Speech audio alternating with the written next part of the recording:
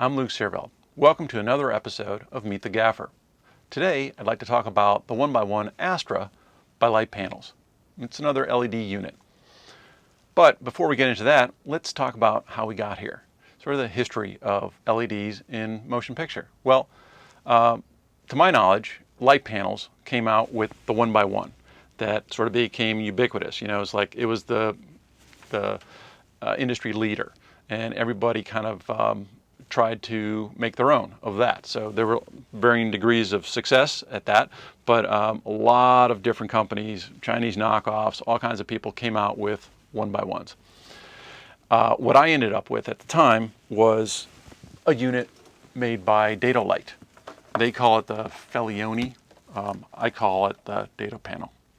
And I liked it because this is a daylight only version, and so in order to warm it up, they had these nifty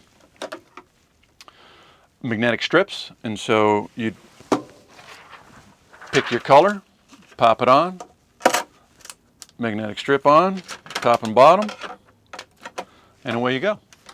They also had the V-mount adapter built in, which was really nice, and dimmable.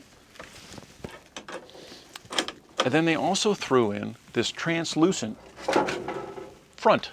So you could just Velcro that onto the side. And it was a little bit offset, so it stood away from the unit just ever so slightly, which is great because there's all those little points, all those little LEDs, and so this was a nice way to smoothen that out. And this unit was great. It had a little more pop than the original light panel 1x1, and travel with these. Love these lights. So to me, this was kind of like the first generation. So then I was looking for, well, what's next? And I found the Area 48 remote phosphor unit by BBS Lighting. It's a Danish company. So I did another Meet the Gaffer episode with that. But just to recap, remote phosphor means you've got blue LEDs, like 48 of them in this case, in the backing, and then you slide in these phosphor panels, and that changes your color temperature. But it's not on a dial. You still have to physically put in the different panels. These lights were great. You get a V-mount adapter. They ran the batteries pretty hot, at 10 amps, so you had to get good V-mounts, not just knockoffs. And you could DMX them, dim them, flicker them. So these are great lights, good for travel. I've loved these, for the last, year and a half, 2 years. But you have a unit for a while and you're looking for what's the next generation. So now I'm ready for third generation. Yes, these are great compared to the first generation. A little better color rendition. So Cineo comes out, has a unit, different sizes, but they have a remote phosphor set of units. ARRI now is coming out with their own. So, let's see what that does. They'll be larger, and but it's a good technology. But having used LEDs for a few years, you start coming up with a wish list. What's my wish list? You want most amount of output per watt, for starters. Bicolor. You want to be able to dial that in. 0 to 100, dimming, without too much color change. V-mount adapter, so I want to be able to run it on a battery, and V-mounts just happen to be what I have a lot of, so gold mount, V-mount, whatever. Lightweight, and be able to stick them in a carry case and travel with them. Well, for me,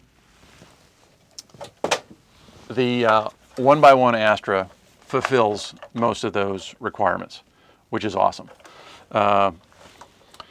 It's got a little fan, but I've had no sound guys tell me that fan's too loud. You can turn it off, but that hasn't been an issue at all for me. And I work with a lot of picky sound guys, so that's good. I just tie on the battery cable, so I have it available, AC cable. You do have to purchase a separate V-mount adapter, but you know, so it's another $100+ but you got to have it. You can put another I don't know what you want to call it, another panel on the panel that gives you DMX and gives you a digital readout. I didn't go for that. You can dial in your color, warm to cool, and 0 to 100 dimming. So, you know, that's great. It's lightweight. Yes, it's plasticky. Does it feel like it can't hold up? It totally can hold up. Plus, they ship it in these awesome bubble wrappy packages that I just leave it in. And then using what I learned from the dado panels, I put little Velcro squares top and bottom, and then went to a Tap Plastics and had them cut me a couple of sheets for, you know, $10 because I got a couple of these, and just fold them, and now you have a nice little offset. Stick that on the front of your unit, and then if you've got, you know, diffusion you want to put on it,